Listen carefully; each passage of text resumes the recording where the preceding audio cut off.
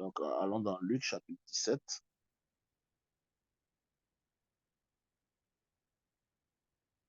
Luc 17, le verset 26. Il dit, ce qui arriva du temps de Noé arrivera de même au jour du Fils de l'homme. Les hommes mangeaient, buvaient, se mariaient et mariaient leurs enfants. Je veux vous dire ici qu'en fait, les mariages dont on parle ici ne sont pas des mariages entre hommes et hommes, mais c'est des mariages entre des esprits et les humains.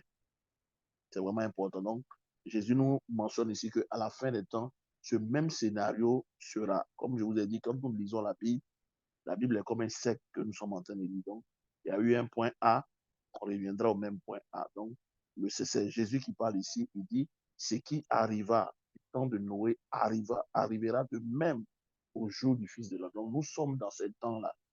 Donc, il faut guetter certains signes pour pouvoir savoir ce qui est en train de se passer. Et comme j'ai dit, mon but aujourd'hui, c'est vous montrer vers quoi nous sommes en train de partir, afin que chacun puisse aligner sa vie. Donc, il dit, les hommes mangeaient, buvaient, se mariaient et mariaient leurs enfants. Donc, ici, vous allez voir de quel mariage ils sont en train de parler. Donc, ça, c'est Luc 17, verset 25 à 26. On va aller dans Genèse chapitre 6. Vous allez voir de quoi il parle ici. Genèse chapitre 6, verset 1. Il dit, lorsque les hommes eurent commencé à se multiplier sur la face de la terre, et que des filles leur furent nées, les fils de Dieu vinrent que les filles des hommes étaient belles, et ils en prirent pour femmes. Donc, c'est de ces mariages-là que la Bible parle. Les fils de Dieu sont des anges déchus, qu'on appelle les Néphilim, vont descendre et vont se marier avec les filles des hommes. C'est important de noter cet agenda. Tu peux fermer, s'il te plaît. Tu peux rabattre juste la porte. Enlève le. Donc, vous allez voir que c'est cet agenda-là qui est en train de se mettre en place à la fin des temps où nous sommes. Alléluia. Donc, on dit, il prie des femmes, pour, il prie pour elles parmi toutes celles qu'il choisit. Alors, l'Éternel dit, mon esprit ne restera pas toujours dans l'homme, car l'homme n'est que chair et ses jours seront de 120 ans. Vous voyez que c'est ce qui va pousser Dieu à détruire le monde d'alors. Si on continue la lecture, on dit, regardez, on dit, verset 4, les géants étaient sur la terre. Donc, de ce mariage-là va naître des êtres hybrides.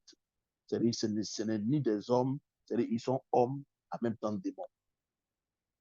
Donc, on va voir cet agenda-là.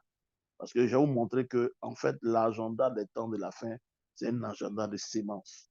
Si on reprend à Genèse 3.15, allons dans Genèse 3.15, vous allez voir, c'est une guerre de postérité dans laquelle nous sommes.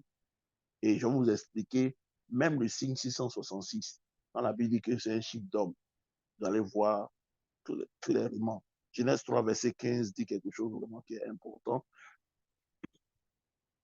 Quand il y a eu la chute, Dieu va venir, il va parler à la femme, il va dire quelque chose de très, très important. Il dit, Genèse 3, verset 15, il dit, je mettrai inimitié entre toi et la femme, entre sa postérité et ta postérité. Ouais. Donc, on est dans un combat dans ces temps de la fin. Le combat spirituel va s'accentuer sur deux types de sémences que nous sommes en train de voir dans ce monde aujourd'hui. Il y a deux types de semences. Donc, vous allez voir que tout à l'heure, je vais vous expliquer un certain nombre de choses. Donc, ici, voici planter le décor de ce qui va se passer. Voici l'agenda de Satan et l'agenda du ciel. Alléluia. Donc, nous allons voir maintenant, parce que vous allez voir que, en fait, quand vous lisez la Bible, ce qui a été, c'est ce qui sera. Si on prend maintenant Nom chapitre 13, allons dans Nom chapitre 13, on va lire le verset 25 jusqu'au verset 29. Suivez bien tout ce que nous sommes en train de faire, parce que c'est vraiment important de comprendre dans quel agenda nous sommes, afin de pouvoir rectifier le tir et marcher comme Dieu veut que nous puissions marcher, mettre l'accent sur ce sur quoi nous devons mettre l'accent. Ici, par exemple, dans Nom chapitre 13, c'est la conquête de la terre promise. Lorsque Israël va arriver, à côté de la terre promise, Moïse va envoyer des espions 12. Ils vont aller explorer le pays et à leur retour, écoutez ce que ces gens ont dit. On dit, il fut de retour de l'exploration du pays au bout de 40 jours. Verset 26, à leur arrivée, il se rendit auprès de Moïse et Aaron et de toute l'assemblée des enfants d'Israël à Kadès, dans le désert de Paran. Il leur fit un rapport ainsi qu'à toute l'assemblée et il leur montrait les fruits du pays. Verset 27, voici ce qu'il racontait à Moïse. Nous sommes allés dans le pays où tu nous as envoyés. À la vérité, c'est un pays où coule le lait, le miel, et en voici les fruits. Mais le peuple qui habite ce pays est puissant.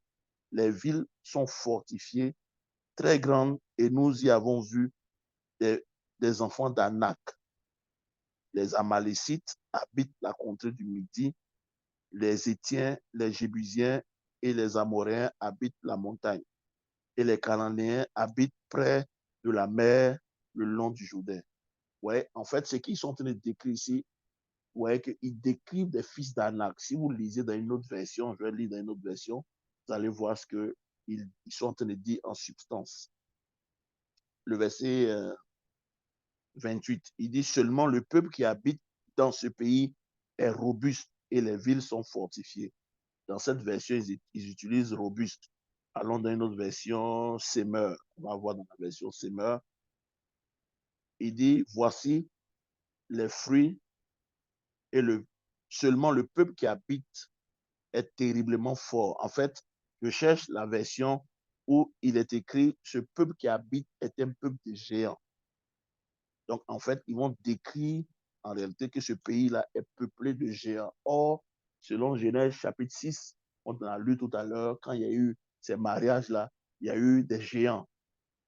On dit, même ces géants-là furent forts dans l'Antiquité.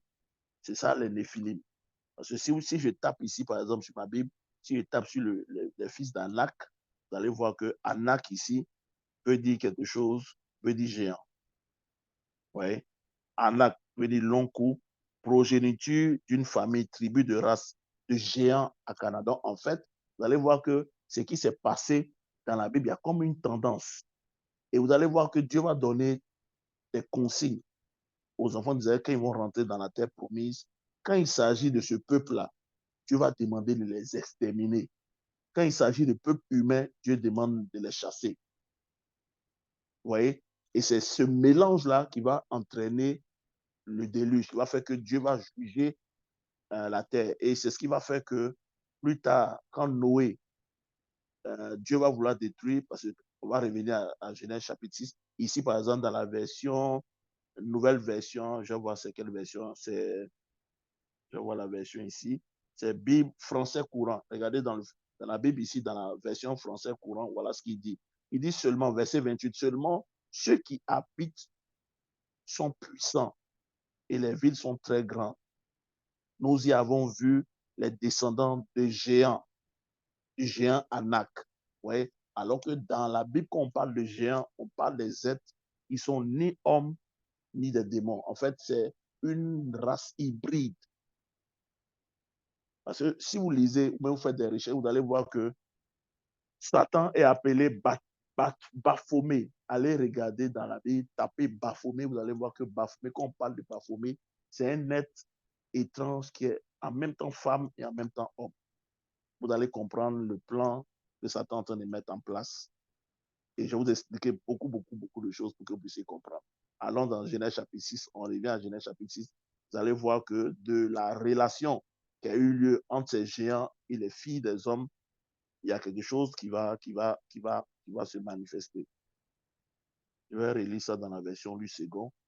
On dit, verset, lorsque les hommes eurent commencé à se multiplier sur la face de la terre et que les filles leur furent nées, les fils de Dieu vinrent que les filles des hommes étaient belles et il en prit pour femmes parmi toutes celles qu'il choisit. Alors l'Éternel dit, mon esprit ne restera pas toujours dans l'homme, car l'homme n'est que chair et ses jours seront de 120 ans. Verset 4, les géants étaient sur la terre en ce temps-là, après que les fils de Dieu fut venue vers elle, fut venue vers les filles des hommes, et qu'elle leur eut donné des enfants. Ce sont ces héros-là qui furent fameux dans l'Antiquité. Donc, vous allez voir qu'il y a une race intermédiaire qui va naître. De ces relations-là, vous allez voir une race intermédiaire qui va naître. Et plus tard, quand Dieu va, on dit verset 25, pardon, verset 5, l'Éternel vit que la méchanceté des hommes s'était accrue. Donc, c'est cette race-là qui va faire que la méchanceté va s'accroître. Quand des anges déchus vont venir coucher avec les filles des hommes, ils vont polluer la race humaine et une race intermédiaire que Dieu n'a pas prévue pour la terre va se multiplier et cette race-là va envoyer la méchanceté sur la terre. Ce qui va pousser Dieu, on dit au verset 6, on dit l'Éternel se repentit d'avoir fait l'homme sur la terre et il fut affligé en son cœur. Et l'Éternel dit, j'exterminerai de la face de la terre l'homme que j'ai créé depuis l'homme jusqu'au bétail. Verset 8, Noé trouva grâce aux yeux de l'Éternel. Mais quand on dit Noé a trouvé grâce aux yeux de l'Éternel, ça ne veut pas dire que Noé était injuste. Noé et sa famille étaient la seule sémence qui n'avait pas été mélangée. Et vous avez vu dans Luc, on a lu, Jésus dit, ce qui a été en ce temps-là sera au jour du Fils de l'homme. Donc, voici l'agenda de Satan dans ces temps de la fin. Multiplier une sémence, introduire quelque chose dans la race humaine. C'est pourquoi vous allez voir que quand on va lire la Bible, vous allez voir que ces personnes-là, ils ne connaîtront pas la repentance. Eux, toutes ces personnes-là qui vont naître de cette union des hommes et de ce peuple-là seront une génération damnée pour l'éternité. Donc, il a lieu de comprendre ce qui est en train de se passer dans l'agenda de Satan. Puisque Baphomet, qui représente le diable, est un être qui n'est ni homme ni femme. C'est-à-dire, c'est le mélange des deux. Il est femme en même temps homme. C'est un être qui a une nature hybride. Et aujourd'hui, c'est que Satan est en train de faire dans son agenda. Il y a une génération d'hybrides qui est en train de venir sur la terre. C'est pourquoi quand on va lire Deutéronome, le chapitre 3, vous allez voir ce que Dieu va demander aux Israélites. Quand ils vont rentrer dans la terre promise, en fait, la terre promise était habitée par des races de peuples qui étaient mélangés, des races hybrides. C'est pourquoi quand vous allez voir les Moabites, Dieu dit chassez-les. Mais quand il s'agit de cette génération de personnes, Dieu dit dévouez-les par interdit. Ah, c'est entrecoupé.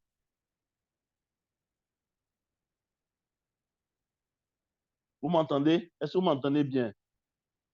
Si vous m'entendez, est-ce que vous m'entendez bien?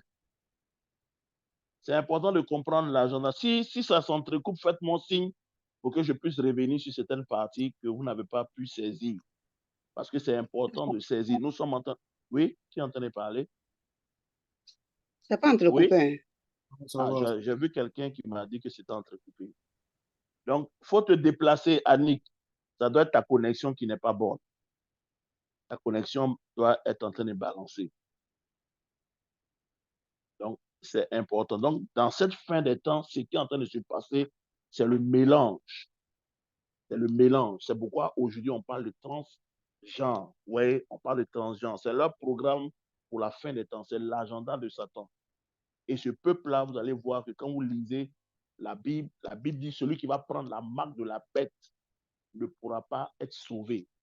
Donc, c'est une race de personnes que Satan est en train de mettre sur place qui ne va ni connaître l'évangile. C'est-à-dire qu'il n'y a plus de repentance pour ces personnes.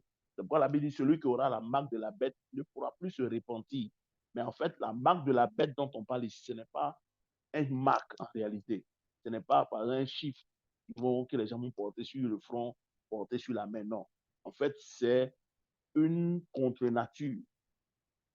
Il aura un mixage, un mélange. C'est ce que Daniel, dans le chapitre 2, dans la statue que Daniel voit, il dit à la fin, dans le temps de ce royaume-là, il aura un mélange de fer et d'argile. Ouais, non? Le fer et l'argile vont se mélanger.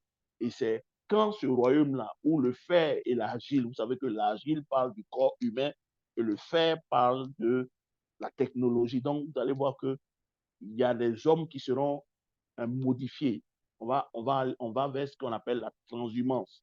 On n'aura plus accès, dans ce temps de la fin, aux hommes normaux. Parce que, ouais, si vous lisez Apocalypse, vous allez voir, quand la Bible parle du jugement du trône blanc, on dit tous les hommes qui sont morts, la mer va les vomir, etc. Et il va y avoir un jugement. Ouais, il va y avoir un jugement pour toutes ces personnes. Mais si vous lisez bien la Bible, vous allez voir que pour ceux qui vont avoir la marque de la bête, il n'y aura pas de jugement. Pourquoi il n'y aura pas de jugement? Parce qu'en fait, ce n'est pas des hommes.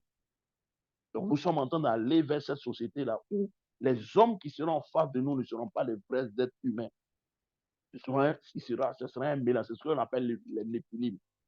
Ce sera le mariage des hommes et des esprits. C'est pourquoi l'antéchrist Satan va utiliser même cette technologie pour l'antéchrist. On dit qu'il sera un homme. Mais en fait, on dit le chiffre d'un homme. Mais en fait, ce n'est pas un homme en tant que tel. Parce que s'il était un homme, si l'antéchrist était un homme, Dieu allait le faire passer en jugement. Si vous lisez la Bible, vous allez voir que pour l'antéchrist, il n'y a pas de jugement. Il sera jeté directement en enfer. Donc, toute cette génération de gens qui vont porter cette marque-là seront jetés immédiatement en enfer. Il n'y a pas de jugement pour eux, en fait, parce que ce sont des hommes. Parce que ce que Dieu a dit dès le départ, dans le livre de Deutéronome, allons dans Deutéronome chapitre 3, vous allez voir, nous sommes en train de parler d'agenda, frère. Il faut que vous puissiez comprendre ce qui est en train de se passer dans le monde. Parce que je vous ai dit, le chiffre 24 veut dire c'est la dernière heure. Nous sommes à la dernière heure. On n'est plus dans les temps de la fin. Nous sommes à la dernière heure. C'est l'agenda de deux races qui sont en train de se manifester sur cette terre. Je parle ainsi pour que tu puisses te préserver. Parce que si tu t'amuses ou on s'amuse pour que la marque de ces êtres-là entre en nous, il n'y a plus de repentance pour nous, frère. Il n'y a plus de repentance. Ces gens-là ne se repentiront pas. Parce qu'en fait, ce n'est pas des êtres humains. Et depuis la nuit des temps, Dieu a dit qu'il faut les exterminer. Allons dans Deutéronome chapitre 3, verset 1, vous allez voir. Il dit, nous tournâmes et nous en montâmes pour le chemin de Bassan. Og, roi des Bassans. Ce Og dont on parle ici, c'est un Néphilim. Donc vous allez voir que quand Israël entre dans la terre promise, il va avoir des guerres fratricides. Et Dieu même va dire, ne vous mélangez pas avec eux. Et il y a d'autres peuples que Dieu va dévouer par interdit, il faut les tuer parce qu'en fait, ce n'est pas des êtres humains. Si vous tapez, si vous avez une Bible, allez taper sur Og. Vous allez voir que quand on parle de Og ici, on parle d'un géant. Or, les géants sont quoi? Le résultat de l'union des anges déchus et des hommes. C'est ce que cette technologie-là, c'est cet agenda que Satan est en train de mettre en place. C'est pourquoi de plus en plus vous entendez parler du transgenre, des hommes qui deviennent des femmes et des femmes qui deviennent des hommes. Parce que vous devez comprendre une chose, je l'ai expliqué dans un de mes messages quand je parlais des fonctionnaires dont on a besoin dans ce temps de la fin. J'ai parlé d'Éphésiens chapitre 6, les principautés, les dominations, ainsi de suite. J'ai expliqué qu'en fait, pour tout homme qui naît, il y a un programme que Dieu a mis en chaque être humain.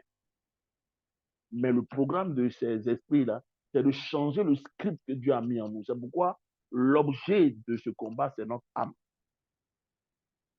Est-ce que vous savez que ces esprits-là, ils peuvent travailler jusqu'à ce qu'ils changent le programme de Dieu. Ils peuvent effacer le programme que Dieu a décidé de faire avec toi, qui est au niveau de ton âme, et inscrire un autre programme. Et ici, ce programme qui est ancré dans ton âme est changé.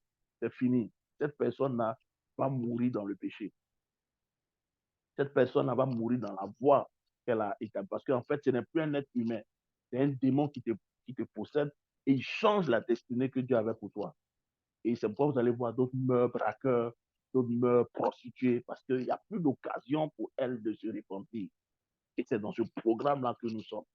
Donc, quand nous lisons Deutéronome 3, vous allez voir, je vais taper sur Org ici. Regardez ce que la Bible dit. Je vais taper sur Org. Org, roi des bassins. Voilà, ici, vous allez voir que c'est un néphilim. C'est un néphilim. En fait, vous allez voir que Israël va combattre une série de géants dans la terre promise.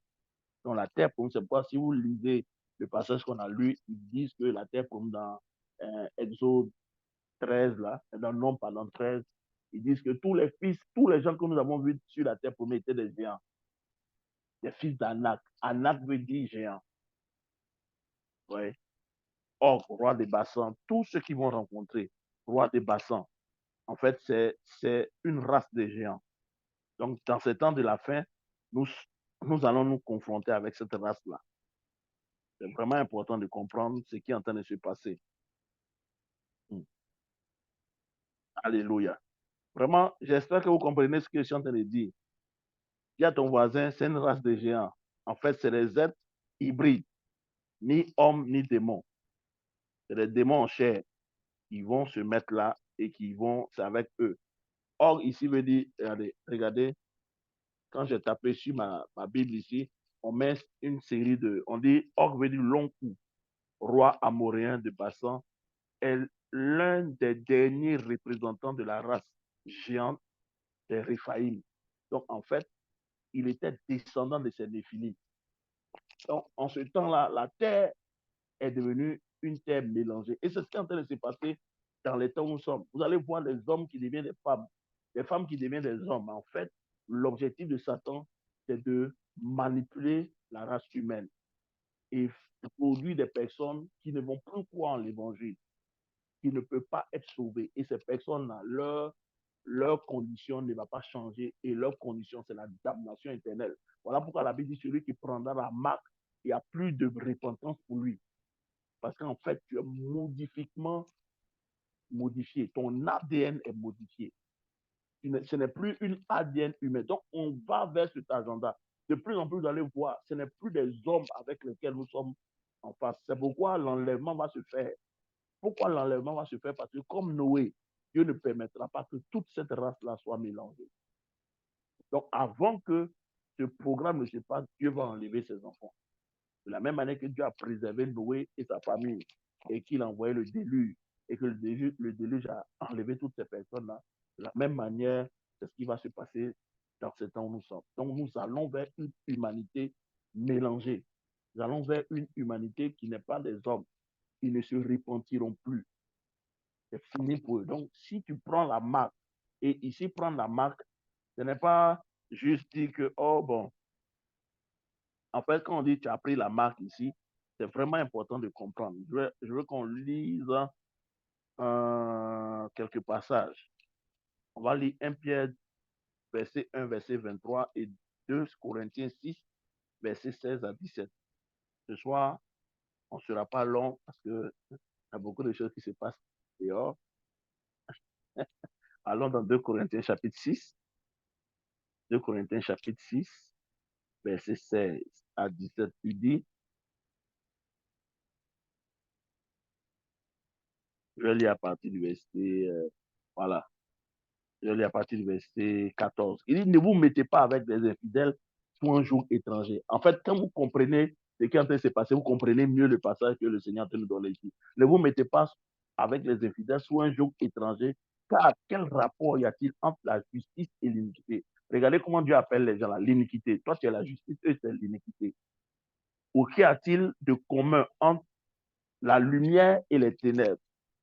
Verset 15, quel rapport, quel accord y a-t-il entre Christ et Bélial? Regardez, le chrétien, on l'appelle Christ, et l'autre, on l'appelle Bélial. Bélial, c'est un démon. Ou quelle part a le fidèle avec l'infidèle? Quel rapport y a-t-il entre le temple de Dieu et les idoles? Car nous sommes le temple du Dieu vivant, comme Dieu l'a dit. J'habiterai et je marcherai au milieu d'eux. Je serai leur Dieu et ils seront mon peuple. Verset 17, c'est pourquoi sortez du milieu d'eux, séparez-vous, dit le Seigneur, ne touchez pas à ce qui est impur et je vous accueillerai. Donc c'est ce programme-là. Dieu nous appelle à sortir du milieu d'eux, à nous séparer, à ne pas toucher. Parce que frère, tu vas penser que c'est les hommes qui sont en face de toi, tu vas penser que c'est une femme qui est en face de toi, mais tu t'amuses, tu prends la marque. Et ça fait que tu ne peux plus te repentir. Tu vas te repentir, mais tu vas tomber toujours dans le même péché. Donc, l'objectif des démons dans ce temps de la fin, c'est de modifier l'ADN des gens. Que les gens soient en train de ressembler à des êtres humains, mais en réalité, ce n'est pas des êtres humains. C'est des êtres modifiés à l'intérieur, des êtres hybrides.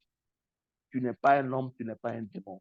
Et tu deviens comme Baphomet, qui est un être démoniaque. Voilà pourquoi on parle de transgenre. Vous voyez qu'aujourd'hui, tout ce qui est transgenre en train de prendre la place, les homosexuels, tout ce qui est LGBTQ, ils sont en train de prendre le contrôle parce que c'est un agenda satanique. Et la Bible dit ce qui s'est arrivé au temps de Noé va arriver, mais ce qui se passe aussi au temps de Lot va arriver. Quel était le plan au temps de Lot?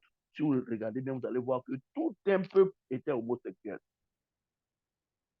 Tout lisez la Bible, vous allez voir dans le livre de Genèse où l'ange est venu voir Lot pour dire sortez de cette ville car l'Éternel va détruire. En fait, vous allez voir que quand Dieu détruit une nation, c'est parce qu'en fait, cette nation est mélangée. C'est ce qui va apporter la destruction sur le monde.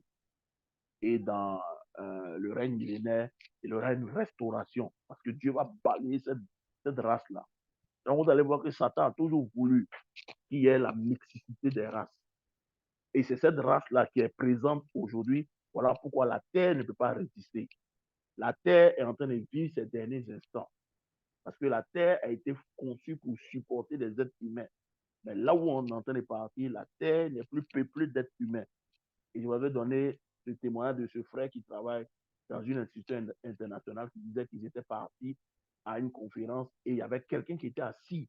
Il avait le corps humain, mais c'était quelqu'un qui venait des eaux. Il sentait le poisson. Il dit à un moment donné, Dieu a ouvert ses sens spirituels. Il sentait l'odeur du poisson. Il dit, mais qui est parmi nous qui a trempé ou bien qui allait voir poisson ou bien qui a du poisson? Il dit, au fur et à mesure que ses yeux allaient vers le monsieur, l'odeur du poisson était tellement forte. Et quand la réunion est finie, il dit, le monsieur n'a même pas terminé la réunion, le monsieur est parti. Et il a posé la question, qui est ce monsieur-là?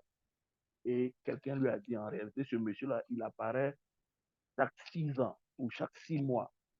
Il vient du fond de la mer. Il vient. Donc, c'est pas souvent vous allez voir que les gens sont là, ils sont en train de critiquer les chrétiens, ils critiquent le donner, ils critiquent le fait que les gens apportent,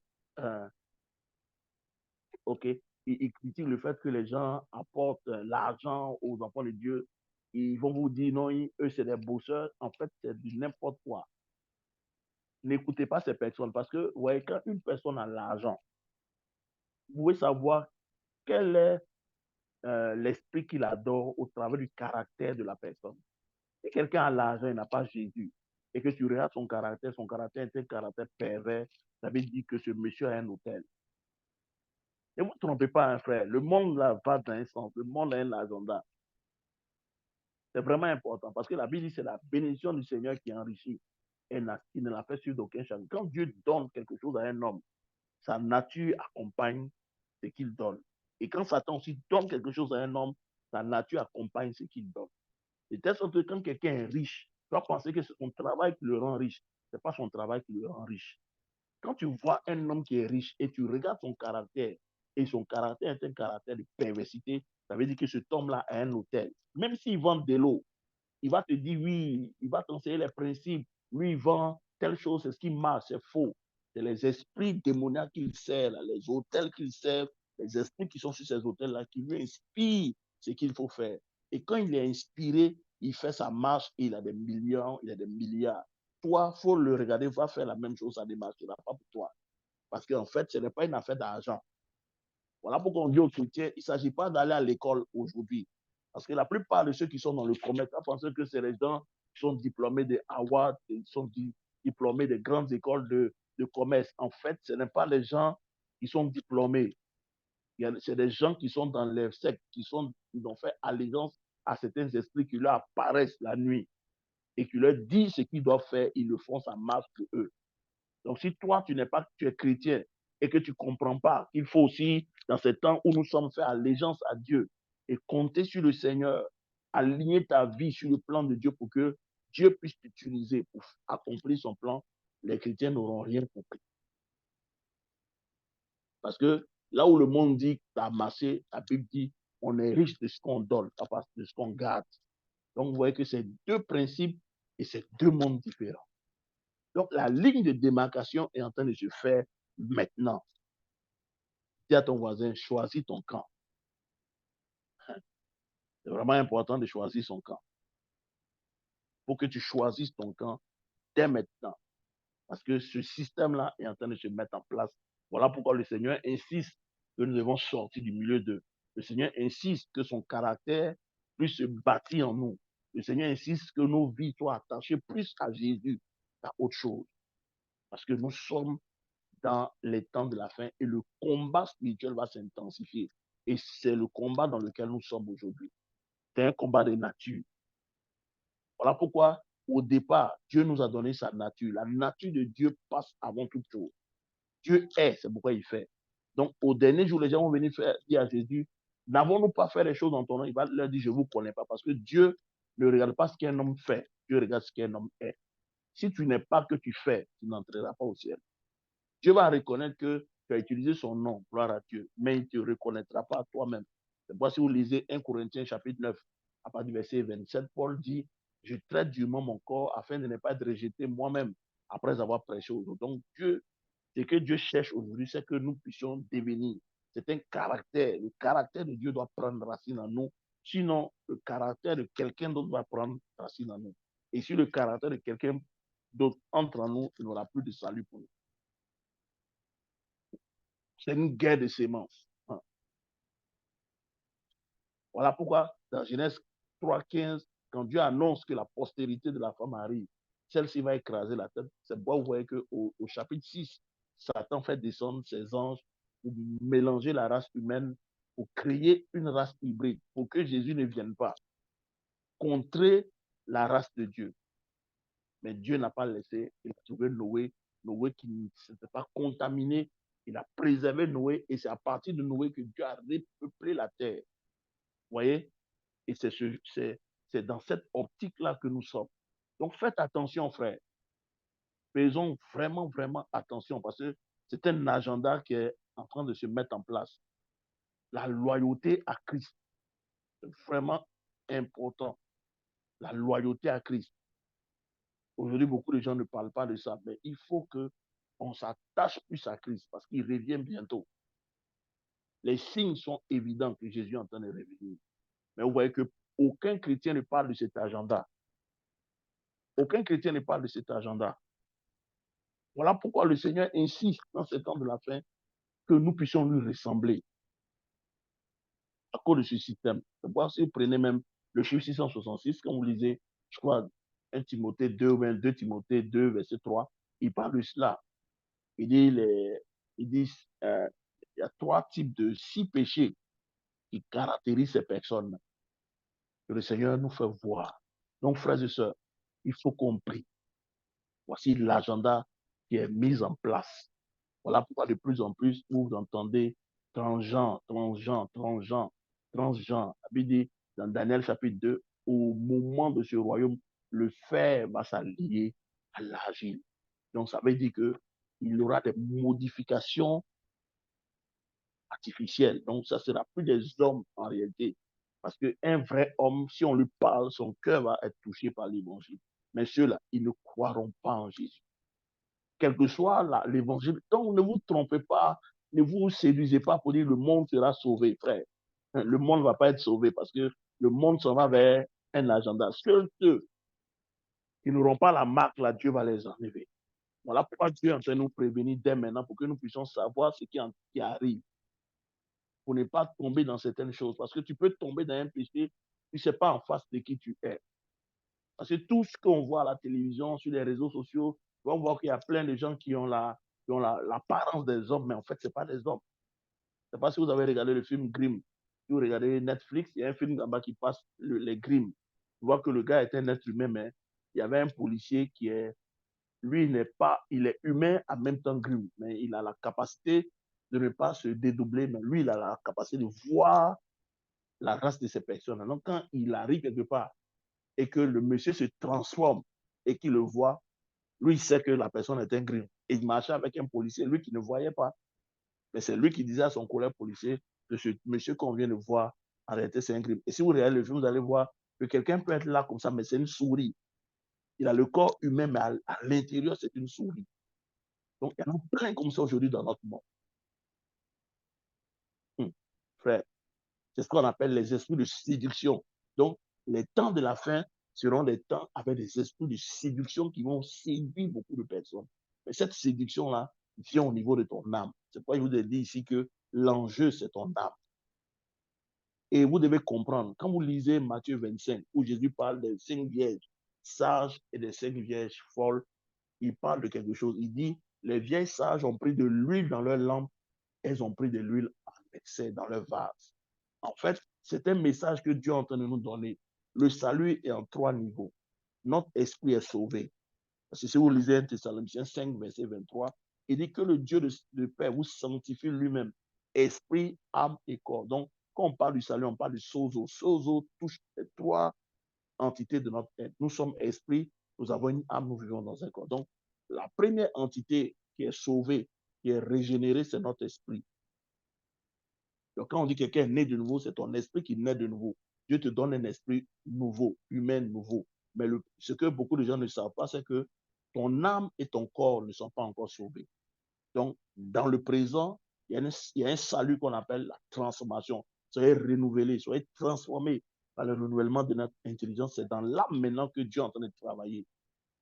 Et c'est ce que les vierges sages ont fait. Elles ont non seulement pris de l'huile dans leur lampe, qui est leur esprit, elles ont pris de l'huile qui est dans l'huile qui est dans leur âme. Donc, ça veut dire que l'huile qui était dans l'esprit a coulé et l'huile a touché leur âme et leur âme a commencé à être transformée. Or, les vierges folles, elles ont juste pris de l'huile dans leur lampe et c'était fini. Donc, oui, vous devez comprendre que Dieu, là, il travaille d'une certaine manière. Il a commencé, le salut a commencé d'abord dans ton esprit. Ton âme est en train d'être sauvée et ton corps, lorsque Christ paraîtra, quand la trompette sonnera, la Bible dit, en un clin d'œil, ton corps sera changé, transformé. Donc, c'est 3 parties. Or, aujourd'hui, beaucoup de chrétiens mettent l'accent sur leur esprit simplement. Ton esprit est né de nouveau, mais ton âme est encore dans les ténèbres. Ton esprit peut être né de nouveau et ton âme peut être dans les ténèbres. Et dans l'âme, il y a la nature de Satan.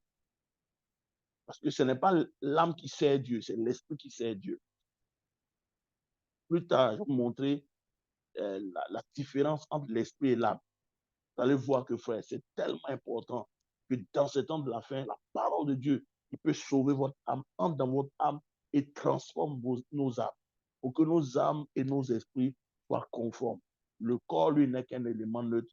Quand la vie est entrée en toi, en fonction de la vie qui sera en toi, quand la trompette sonnera, ton corps sera transformé. Et tu vas monter au ciel. Donc, il y a plein de chrétiens aujourd'hui, on ne leur a pas dit qu'ils sont devenus chrétiens, leur esprit est né de nouveau, mais leur âme est en train d'être transformée en ce moment. Leur âme a besoin de salut. Le salut que Dieu apporte maintenant, c'est le salut de notre âme. Donc, l'huile qui est descendue dans ton esprit, cette huile-là va descendre aussi dans ton âme, changer ton âme, transformer. Et ça, c'est l'œuvre du Saint-Esprit. C'est pourquoi Jésus dit, celui qui voudra sauver sa vie, quand on parle de sauver sa vie, si on parle de l'âme, il faut que ton âme soit amenée sous la gouvernance de ton esprit, de telle sorte que l'esprit et l'âme étant un, le corps, lui, n'est qu'un élément de qui suit. Mais si tu as donné ta vie à Jésus pendant des années et ton âme est restée la même, voilà pourquoi vous voyez que dans la vie des chrétiens, il y a ce mélange que vous voyez. Aujourd'hui, les chrétiens, demain n'est pas chrétien, pas parce que son esprit n'est pas né de nouveau, mais en fait, il n'a pas compris que son âme est dans un processus de transformation. Et il y a beaucoup de chrétiens qui n'ont pas compris ce problème-là ou cet aspect des choses et qui vivent et leur âme n'est pas transformée. Voilà pourquoi quand ça va chauffer, l'âme va céder. Parce que l'âme, c'est lui qui joue le pont entre l'esprit et le corps. Celui qui est le plus fort le contrôle. Donc si ton corps est plus fort que ton âme, à un moment donné, l'âme va flancher vers le corps et le corps va entraîner toute ta vie dans le péché et ta vie est dans le droit. C'est ce qui fait que vous voyez la division, les œuvres de la chair au milieu des chrétiens. Aujourd'hui, on regarde les chrétiens, on ne sait pas si les chrétiens ou les païens, il y a tellement de mélange. On ne sait pas ce qui se passe. Et dans ce corps de Christ-là, comme je l'ai dit, Dieu, en ce temps de la fin, va ouvrir des choses. Tout ce qui est caché va sortir. Les hommes de Dieu que vous allez voir, en fait, ils sont même dans les loges mystiques. Tout ont compromis leur vie, compromis leur vie. Ils pensent qu'ils sont dans le ministère, mais ils sont dans la compromission. C'est vraiment dangereux ce qui est en train de se passer dans les temps où nous sommes. Voilà pourquoi Dieu insiste. Frère, vous savez, si on ne parle pas du retour de Jésus, ça veut dire que les gens ne croient pas que Jésus va revenir et il revient très, très bientôt. Mais avant son retour, nous sommes en train de voir un certain nombre de choses qui se passent au devant de nous c'est important pour toi et moi de comprendre ce qui est en train de se passer dans le monde. Les agendas qui sont en train de se mettre en place afin que nous, en tant que chrétiens, nous rectifions le tir de nos vies et nous avançons. Sinon, le jour va venir nous surprendre. Vous allez voir les pasteurs qui vont prêcher, la trompette va sonner, ils ne vont pas partir parce qu'ils auront caché la vérité à leur peuple à cause de leur salaire. Or, le maître, et le Seigneur nous a donné de comprendre ce qui se passe aujourd'hui dans le monde pour que nos yeux soient ouverts. Donc, voici l'agenda qui est en train de se mettre en place. C'est pourquoi le combat va devenir encore plus intense. Le combat va devenir de plus en plus intense. Parce que nous entrons dans une zone de combat spirituel. Mais pour gagner ce combat-là, il faut que ta vie soit soumise réellement à Jésus. Vraiment important, frère. Donc, ce soir, je vais m'arrêter là. Et lundi prochain, nous allons continuer les pratiquement 20 heures. Tu vas prier pour toi-même. Tu vas prier pour ta vie. Tu vas prier pour ton âme. Tu vas prier que cet agenda satanique ne soit pas ton cas. Frère, je dis, si vous faites, moi je vous dis, si tu t'alignes sur les plans et les desseins de Dieu, l'argent, la bénédiction, ça va courir derrière toi. En fait, un enfant, nous ne sommes pas là pour ça. C'est pourquoi si vous regardez bien les sorciers, là, ils vivent loin de la ville. Un vrai féticheur, un vrai marabout vit en dehors de la ville. Parce qu'en fait, dans leur formation spirituelle, on leur a expliqué que le monde invisible est plus réel que le monde physique. Or, nous les chrétiens, là, on a comme l'impression que le monde physique est plus réel que le monde invisible. Or, le monde invisible est la mère du monde physique. Voilà pourquoi ces gens-là, ils s'en foutent de tout ce qui est mode. Tu vas voir dans les films en Angola, un vrai féticheur va s'habiller bizarrement et puis vit éloigné de la civilisation. Pourquoi? Parce que, frère, le vrai monde, c'est le monde invisible. Or, celui qui maîtrise le monde invisible va maîtriser le monde physique. Donc, le sorcier, là, tu vas le voir, il est là, il n'est rien. J'ai vu une vidéo d'un pasteur qui était allé dans un village. Et le village était en train de construire un hôpital. Je vous assure, le bien vieux dans le village, il n'avait même pas porté d'habit. Il avait un petit truc dans la main. C'est lui qui a fermé la construction de l'hôpital dans le village. Pendant des années, près de 10 ans, ils ont monté les murs et puis le projet s'est arrêté. Il avait le cadenas dans sa main, il dit c'est lui qui a fermé. Et l'homme de Dieu lui a dit, aujourd'hui, il faut réouvrir. Donc, ouais, un seul être humain a pu fermer tout un village. Il dit dans le village, personne ne peut construire parce que c'est lui qui détient la clé du village. Donc, ouais, des gens, des intellectuels, ils veulent construire dans un village. J'ai dit, tu vois l'hôpital là, ils ont construit, ils ont monté les murs, mais là, les travaux ne sont jamais accomplis. Pourquoi? Parce que quelqu'un dans le village s'est levé. Il a fermé le village. Il a fermé la construction. Il dit, tant que lui il existe, tant que lui vit, personne ne va construire. Et effectivement, le village est fermé. Personne n'a pu construire dans le village. Mais il a fallu qu'un homme de Dieu arrive dans le village pour le dénicher et le monsieur a donné sa vie à Jésus. Et on lui a demandé de faire une confession devant tout le monde. Il a pris le cadenas et dit, moi, je déclare qu'à partir d'aujourd'hui, j'ouvre le village. Tous ceux qui veulent construire, ils n'ont qu'à venir construire. L'hôpital va finir. Que s'il y a encore une opposition, que moi je meurs. Waouh! Vous voyez? Quelqu'un qui, tu le vois apparemment, il ressemble à rien, mais il maîtrise le monde invisible. Et c'est lui qui manipule les gens. Voilà pourquoi les sorciers, là, ils manipulent nos présidents, ils manipulent nos grands, parce qu'ils sont dans le monde réel. Or, nous, les chrétiens, on est tellement terre à terre, tellement mondains, qu'on est plus attaché aux choses mondaines qu'aux choses spirituelles. On ne comprend même pas les choses spirituelles. Voilà pourquoi nous sommes dominés. Voilà pourquoi beaucoup de chrétiens vivent des calamités, parce que nous sommes attachés aux choses mondaines. Les chrétiens vivent pour maintenant et pour maintenant. C'est vraiment dommage. C'est vraiment dommage. Or, pendant que les chrétiens sont distraits, l'ennemi est en train d'établir son plan. Ma prière, que tu te réveilles ce soir. Voilà pourquoi moi, je vous l'ai dit, mon rôle, c'est d'avertir. Mon rôle, c'est d'éveiller nos consciences pour qu'ensemble, nous puissions regarder ce qui est en train de se passer et que nous ne nous laissons pas distraire. Je vous assure, il y a tellement de distractions, tellement de distractions, tellement de distractions. Mais que Dieu nous aide ce soir à mettre nos priorités sur les choses qui sont essentielles. Il dit, l'argent, Dieu va te donner. Ce que tu veux, Dieu va t'apporter. Mais frère, ne rate pas le plan de Dieu.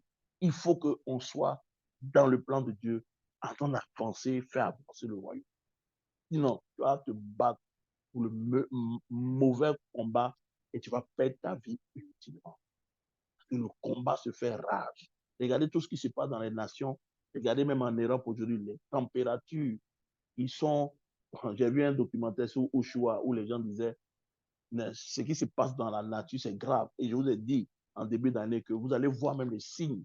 Le temps que nous avons connu auparavant, ce n'est plus le même temps que nous allons connaître. Les choses sont sorties des normes. Donc, on est dans un temps aujourd'hui où les choses sont sorties des normes. Les normes que nous avons connues depuis qu'on était petit jusqu'à maintenant, toutes les normes ont changé. Tout est devenu anormal. Le monde ne peut pas nous supporter. Le monde ne peut pas nous supporter. J'écoutais un astronome là sur une chaîne, il disait quelque chose. Il dit, en ce moment, la Terre est en train de s'éteindre. Il dit, c'est pourquoi le temps est en train de changer, parce qu'en fait, la Terre est en train de s'éteindre. Si on arrive, il y a un degré qu'on ne doit pas dépasser. Et depuis, il dit, eux, ils ont observé depuis un certain temps. Il avait lu ça dans un livre avant. Un astronaute lui avait dit, avait écrit sur ça, mais il dit, les gens n'ont pas. Mais lui, il allait reprendre, il a lu, mais il dit, il a eu froid dans le dos parce qu'en fait, ce que le gars avait prédit pendant des années est en train de s'accomplir. Mais c'est pourquoi la Bible dit que la lune et le soleil vont s'obscurcir. Donc, au fur et à mesure, la terre ne peut plus supporter tout ce qui se passe. Parce que la terre a été conçue pour les hommes. Mais voici que des êtres qui ne sont pas des êtres humains sont en train de filtrer la race humaine. Donc, vous voyez plein de gens qui sont là, ce n'est pas les êtres humains. Les femmes qui sont sur les trucs, ce n'est pas les humaines. Toi, tu vas penser que c'est les femmes. Tu vas t'amouracher à ces femmes-là, tu prends une marque et puis c'est fini. Ta vie est mélangée, tu ne peux plus te repentir. Tu te répands, mais tu reprends, tu tombes. Il faut que Dieu te fasse grâce pour te relever. Frère, nous sommes en guerre. C'est le temps d'être habillé. C'est le temps de revenir réellement à Dieu et le temps de se mettre sous la bannière réellement du Seigneur. C'est le temps vraiment que ta vie doit compter pour le royaume des cieux. C'est vraiment important. C'est dans ça que nous sommes aujourd'hui.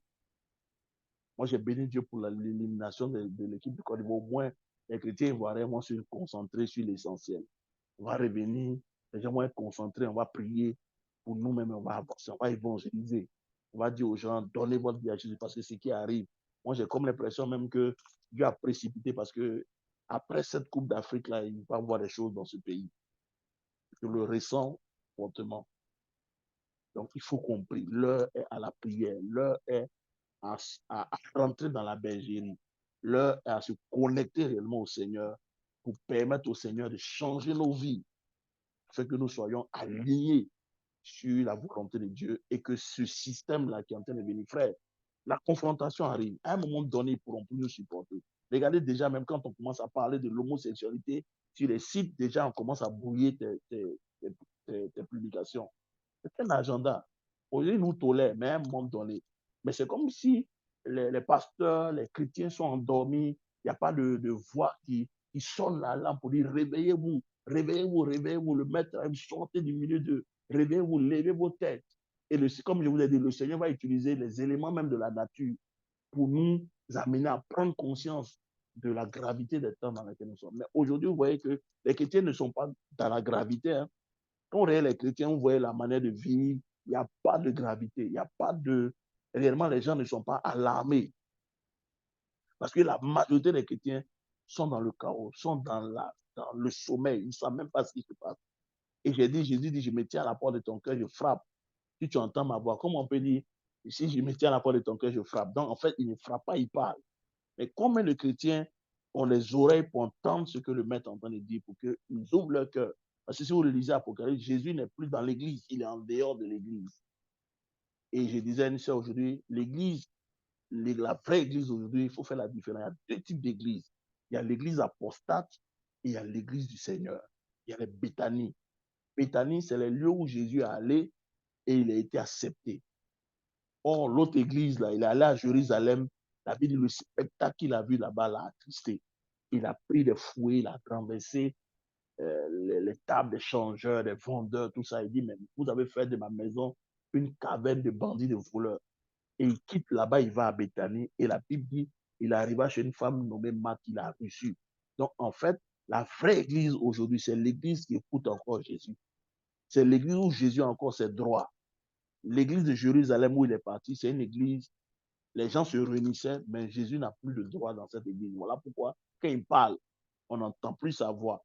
Mais à Béthanie, qui sont des petits coins où le Seigneur allait se reposer, quand il parle là-bas, on le reçoit. Voilà l'église que le Seigneur est en train de bâtir dans le secret. Il y a des Béthanies où le Seigneur a encore ses droits, où les gens écoutent encore Jésus avant de faire certaines choses. Il y a plein de chrétiens qui n'écoutent plus Jésus. Ils sont chrétiens de nom, mais leur vie n'est plus soumise à Jésus. Donc faisons attention, n'appelons pas tout ce que nous voyons là chrétiens, parce qu'il y a plein de mélanges aujourd'hui. Voilà pourquoi quand le Seigneur ouvre tes yeux pour comprendre les choses spirituelles, il ne faut pas jouer avec. C'est pour toi le jour du salut. Dieu nous fait grâce ce soir d'entendre ces choses-là, afin que nos vies soient disciplinées et que nous soyons portés sur la personne de Christ. Que Dieu vous bénisse abondamment. On va prier, tu vas incliner la tête, tu vas prier pour toi-même, tu vas prier pour ton cœur, tu vas demander au Seigneur de te préserver dans ces temps de la fin, d'accélérer son processus dans ta vie, de transformation au niveau de ton âme. Que ton âme ne soit pas soumise à cette pression qui vient sur le monde. Que dans ce combat qui est en train de se faire, que nos âmes ne puissent pas flanchir, que nos âmes restent attachées au Seigneur, que Dieu permette qu'on soit attaché à lui plus qu'à lui, qu'à quoi que ce soit dans ce monde. Frère, je vous assure, il faut que tu sois attaché plus à Jésus qu'à des charlatans ou à des diseurs de bonne aventure. Frère, le monde ne va pas vers un progrès. Le monde va vers la déchéance. Et les signes le monde déjà.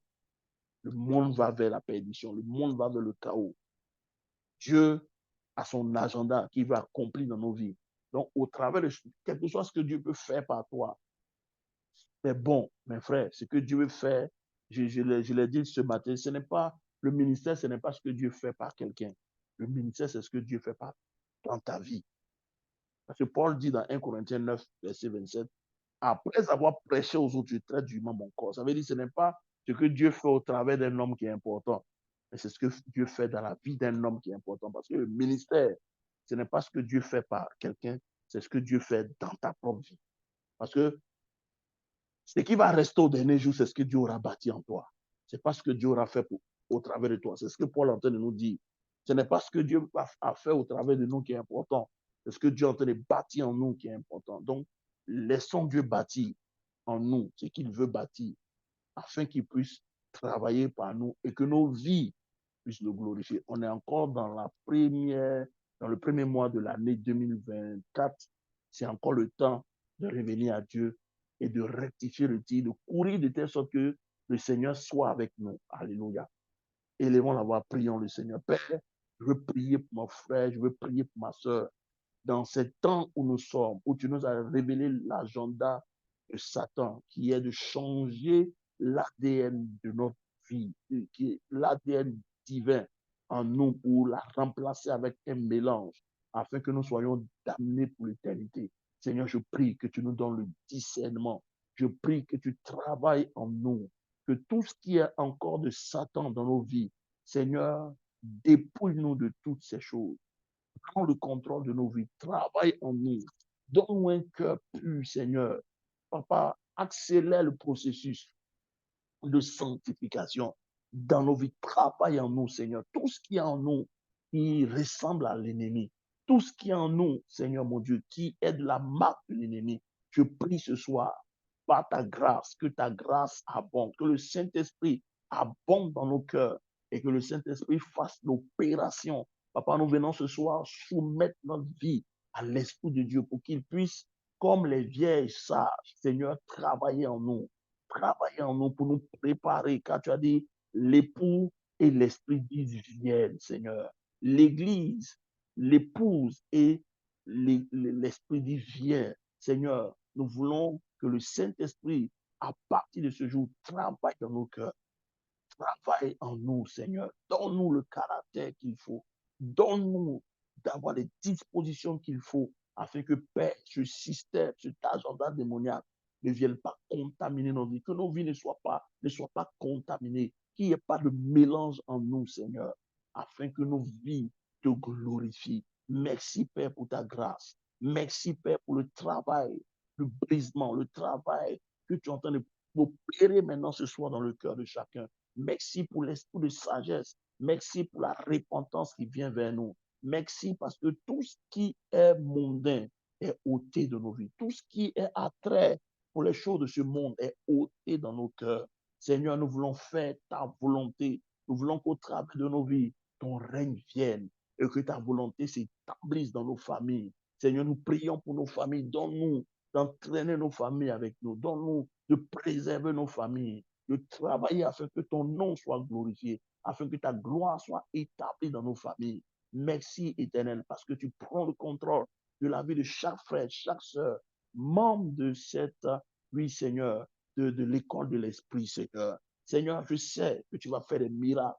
Je sais que tu vas ouvrir des portes. Mais Seigneur, au-delà de toutes ces choses, nous voulons te ressembler. Nous voulons être comme toi. Nous voulons être préservés de tout ce qui se passe dans ce monde. Nos cœurs, nous voulons que nos cœurs te craignent. Nous voulons que nos yeux soient fixés sur toi, qui est la vraie source du bonheur, qui est le rémunérateur de ceux qui le cherchent. Papa, étends ta main, manifeste ta gloire dans nos vies. Rends-nous purs, Seigneur. Sépare-nous de tout ce qui ne glorifie pas ton nom. Sépare-nous, Seigneur, de tout ce qui est contraire à ton esprit. Crée en nous un cœur pur, Seigneur. Mets en nous ta nature. Mets en nous, Seigneur, crée en nous le caractère qu'il faut afin que ce système ne puisse pas nous envahir. Merci, Seigneur, parce que tu nous donnes les âmes. Tu as dit, prenez toutes les âmes de Dieu afin de tenir ferme contre les ruses du diable. Seigneur, donne-nous de tenir ferme en ces temps de la fin. Donne-nous d'être trouvés habillés. Donne-nous d'être trouvés habillés et non pas nus au nom puissant de Jésus. Merci pour ta grâce. Merci pour ta faveur. Au nom puissant de Jésus, nous avons prié. Amen, amen, amen. Voilà, que Dieu vous bénisse abondamment et puis que Dieu fortifie les Ivoiriens. Dieu est fidèle. Nous ne sommes pas dans les histoires de football. Nous sommes avec Jésus. Amen. Et Jésus n'échoue jamais. Voilà, que Dieu vous bénisse abondamment. Je pense que le lundi prochain, on sera mieux encore équipé. Je pense qu'on sera loin de tous ces bruits. Et puis, on va être concentré pour pouvoir encore travailler davantage cette année. Que Dieu vous bénisse. Shalom à vous. Et on se voit lundi prochain. Shalom, shalom. Soyez bénis. Merci.